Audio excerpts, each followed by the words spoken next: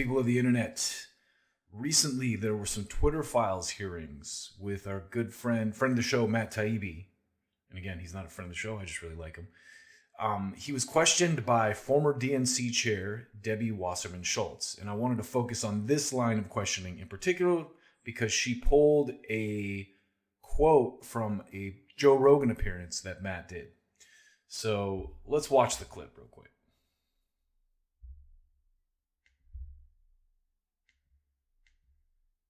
Ethics of how journalists receive and present certain information. Journalists should avoid accepting spoon-fed, cherry-picked information if it's likely to be slanted, incomplete, or designed to reach a foregone, easily disputed, or invalid conclusion. Would you agree with that? I think it depends. Really? You wouldn't agree that a journalist should avoid spoon-fed, cherry-picked information if it's likely to be slanted, incomplete, or designed to reach a foregone, easily disputed, or invalid conclusion?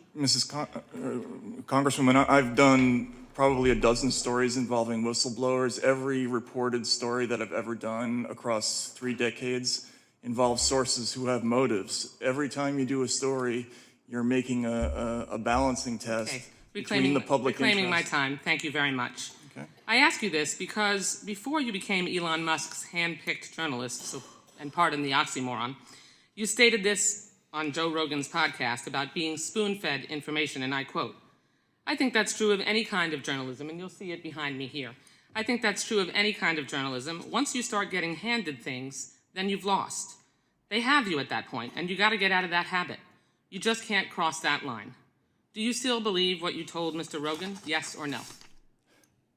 Yes or no? Yes. Good.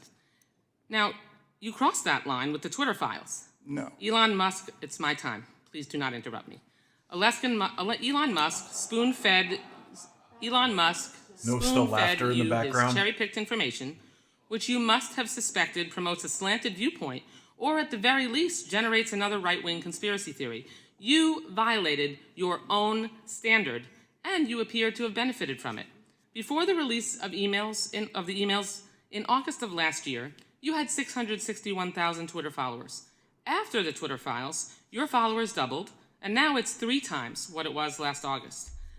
Okay, first of all, how many times did she say spoon-fed and cherry-picked? These people in their scripts, and they just repeat these catchphrases over and over again.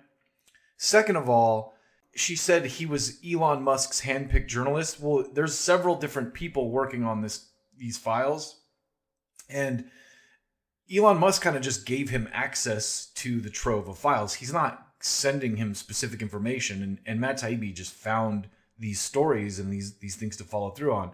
And different reporters like Li Fong and Schellenberger, who's in the hearing as well, and Barry Weiss also did Twitter Files reporting. So he's not the only hand-picked reporter. But I think Elon Musk probably chose him because he figured he would be a little less biased. And let's be honest, look at Matt Taibbi's history. He's a very liberal journalist. He wrote a book about Eric Garner. The idea that he's some right-winger is completely insane. And she mentions a right-wing conspiracy theory. So anyway, this is what I thought was interesting. In this reporting, a bunch of journalists, like this guy Aaron Rupar, who is one of the biggest hacks in the world, immediately used this clip to dunk on Matt Taibbi, like, oh, he got owned by Debbie Wasserman Schultz. And to be fair to Aaron, he didn't say that. Emma Vigeland retweeted him and said that. But that's kind of the impression that this guy was putting out, and her as well. So let's listen to the full context of the clip because it's very interesting on Rogan. So here's Matt Taibbi on Rogan, and here's about 5 minutes of tape that Wasserman Schultz pulled this quote out of. But wait till you hear the full context of this. It's amazing. Whereas there used to be much more of a class difference. You never had a phenomenon before. Well, it was much more rare before to have a situation, especially in local journalism, where the reporter was somebody who saw himself or herself as being like traveling in the same circles as the mayor or a senator or the CEO of a company. Like, they just didn't really mix like that. So they were outsiders who were reporting, and they didn't really mind offending people because what the fuck, they're not my friends. But these people are all friends, like Rachel Maddow and Democratic Party politicians. They're friends. Have you ever seen a video of Chuck Schumer and Stephen Colbert dancing together? Oh God, I can't even imagine. Watch this. You need to see it. Do we have time? You need to see it. Yeah. You need to just see them dancing together. and I feel the same way about comedians that you do about journalists. You know, like you can't be friends with those people because there's going to come a time where you have to talk shit about them.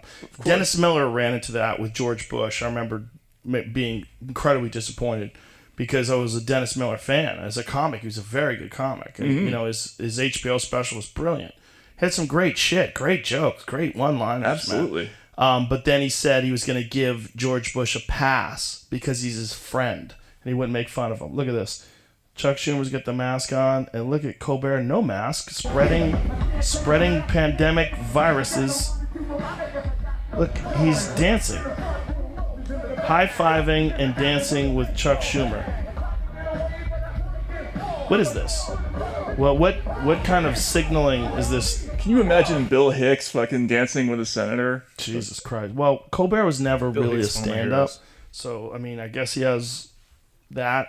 No, but I mean... he was a comic when the Colbert Report was on. I mean, that was hilarious. It was really good. He was great. Yeah. He was great. Colbert And Report that was show one of the best shows. was a great takeoff of a fucking pompous, ridiculous Republican. Exactly. I mean, it was fucking really good.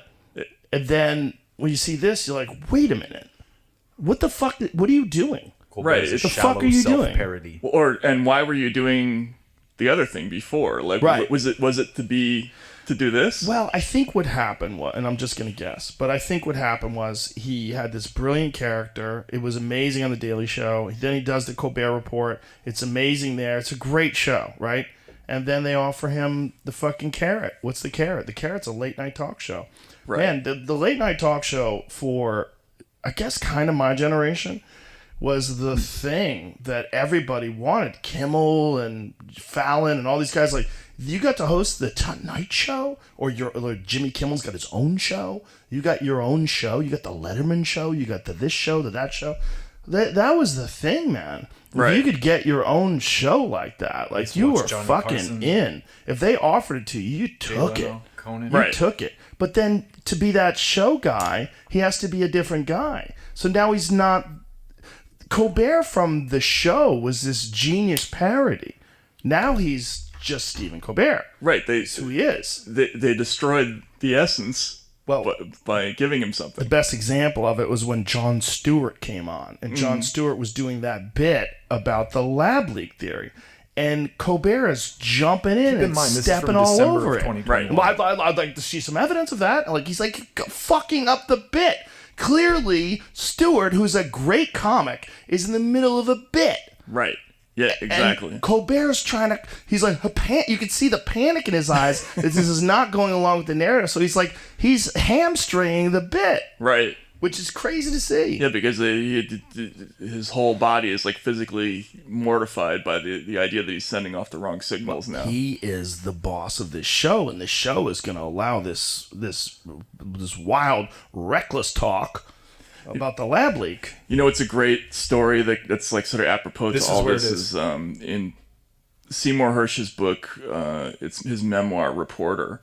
There's a story about how in the early 90s, the CIA wanted everybody to know that they had caught this. I think it was an Israeli spy, and so they called up Hersh because Hersh was the biggest, investigative reporter in the country, and they invited him in, and they said, "Look, we're going to show you all this material." Right? And they brought him into a room, and they just gave him a whole packet of stuff. Right? But he couldn't, like, his entire body rebelled. He's like, I had spent my whole life getting the things. Russiagate. I could not be handed the things. You know what I mean? Because it's just not in Exactly his what they nature, right? Like, to be spoon-fed. Handed David Right? Bourne a And, packet. like, I think that's true with comics, with any kind of journalist, like once you start getting, handed things, then you've lost. You know what I mean? They have you at that point, and you got to get out of that habit. It's like, or you can't cross that line. You can't cross that line. You can't. But if you want to be on a talk show, you have to cross that line. There's no other way you get on that show. You can't get on that show and have some real counterculture narrative that is not approved and sanctioned, and you spit it out there on NBC for the masses. When was the last talk show that was that? That's why Stephen Colbert's doing the vaccine. Have you seen that? Oh my God, it's terrible. Or Jimmy Fallon doing that song that, it's so cringe.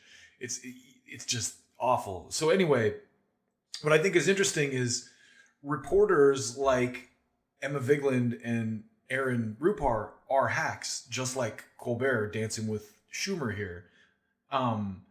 They suck politicians' asses instead of reporting critically on them. And if Rupar were a real reporter, he would have done what I just did and dig up that clip and listen to the context. But no, he is the Dennis Miller in this story. He's the guy who sucks ass to power, which is not what a reporter should do. And I think, thank you, Debbie Wasserman Shultz, for forcing me to dig up this clip and share the context with people, because Matt Taibbi is clearly not a right winger, and you're showing your whole ass by trying to make that claim. The guy wrote a book on Eric Gardner. The guy reported on the financial crisis and Occupy Wall Street. He speaks truth to power, and the power right now happens to be with the Democrats.